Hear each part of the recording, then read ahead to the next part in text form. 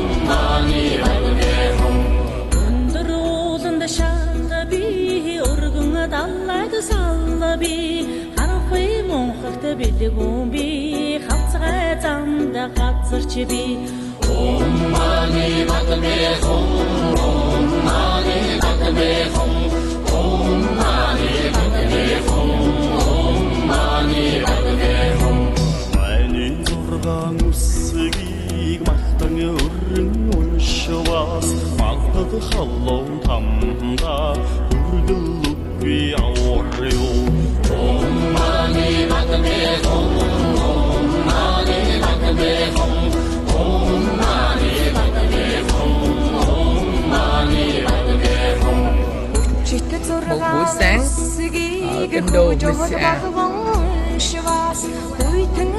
тамийн орондоо хүргэл үгүй яварё.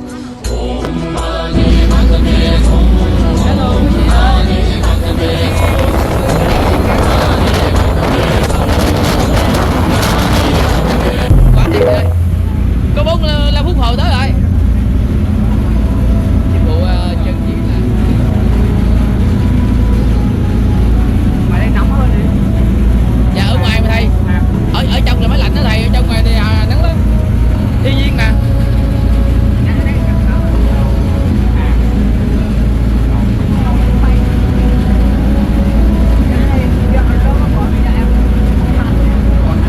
Dương đi tàu qua Singapore.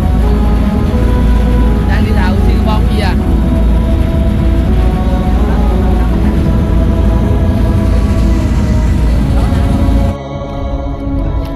Đây là Singapore. Bây giờ bước vào thành phố ạ. Bước vào thành phố ở đây nhìn nó hoành tráng nha. Quy mô ạ. Quý thầy đang có đi qua khu nền Ba Vì. Em ăn chị Tử không? Em ăn chị Tử chưa?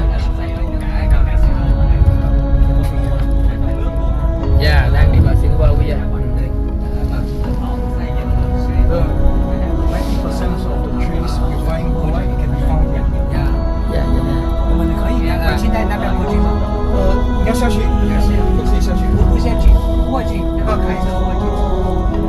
是我两边的。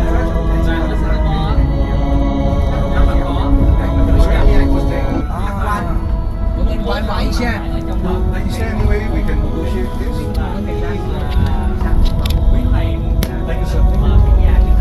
Okay.